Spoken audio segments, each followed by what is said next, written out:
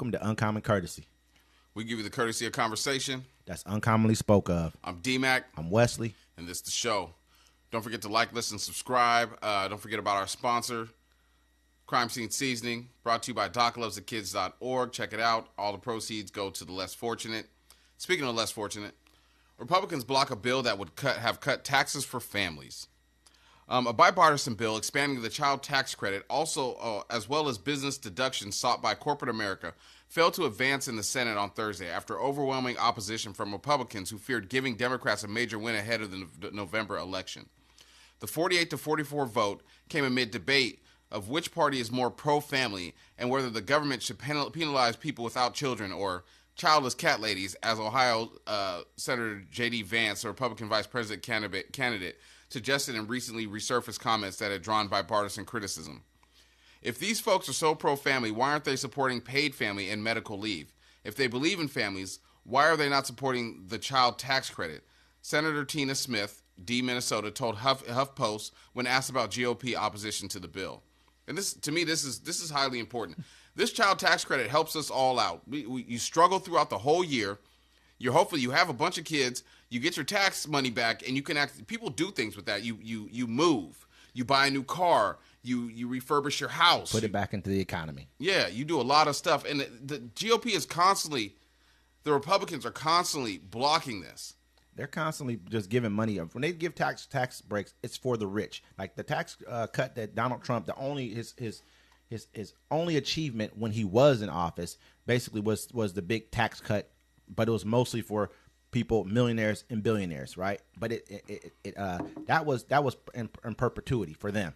But the tax cuts for people who were not millionaires and billionaires sunset in 2024, which is this year. So you have to renew it. He did that on purpose because he wants you guys to. It's like a carrot. He keeps on a string for you to kind of keep you voting. But why didn't he do it to them? That's who he should have did it to the most, was for them, because we could have reassessed where this tax money was going, how it was being spent, was it helping the economy? When you give money to a person who doesn't have as much money, they spend it. That's what's called stimulus. When they give us little checks, it's called a stimulus check, because they know you're going to go out and spend it because you have needs. Rich people are going to put it in their bank account. They may invest it somewhere else. They may not even invest it in this country. So it's not going to help the economy as much as it would as a person who is not as high of means, as much as it would help somebody like that. Think about it. They gave all these during the COVID. They gave all these companies all that stimulus money, right? Mm-hmm. Most of them didn't even have to pay it back. And what did they do to us, folks? They hit us for more money. They raised prices on you. It's greed. They didn't just greedy. It's greed. It's not even like people. We're blaming a lot of these this inflation on it's inflation. This is what's happening. Okay. It's really not that. It's greedflation. That's what it really is, man. These people have shown us they've raised their prices for no reason.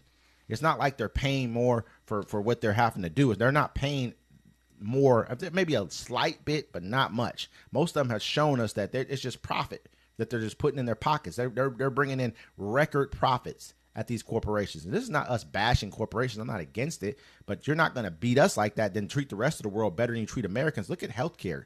And look at what we in healthcare, we're paying 3 and 4 more times more than other countries. They said, like in Spain, I guess a hip replacement surgery is like this. These numbers may not be exactly correct, but I think it's like that's close enough. $7,500 or something like that for a hip replacement in Spain. It's like $50-something thousand over here. Think about what they're doing with the people with their insulin. People are having to decide, they lowered the price finally, but it's like either I get my insulin or I can eat. And that insulin should just be free. I mean, in all honesty, we need price controls on a lot of things in this country because we're letting ourselves get beat because we're so capitalist and we're so pro. I blame it on the Republican Party because they don't ever come to the aid of people, of everyday people. They just don't. They don't vote for anything that has it. Like this is a bill that would help families. J.D. Vance, he's big on families. He wants to give you votes for each one of your kids, but he don't really care about the family. He just cares that you keep having kids because they believe in this replacement theory. This is what this is all about. This has nothing to do with them caring about you or your family. Or they would be the party of just making sure families are well taken care of. Exactly. It's like they want the baby to be born, but they don't want to help out and give you anything to do after that child's born. Pull yourself up by your bootstraps. That's how they're looking at you. And who keeps saying, who wears bootstraps? We wear Crocs now. You know what I'm saying? Pull People yourself always up say by that. your Crocs or whatever. I don't want to listen to no boomer because some of them old people. I saw an old dude working at Safeway the other day. He could barely hear, and he's behind the case. I'm like, yo, give me half a pound of that pasta. Huh? What? He started scooping like big old scoops, and I'm looking at the young kid like, yo, what's up with this? But some of y'all got to work. And that's what it is. I don't know, man. These people are crazy. You know, and you got to think about that. When it's time to vote, who are you going to vote for? You know, it's like these people that vote for them, they're miserable, right?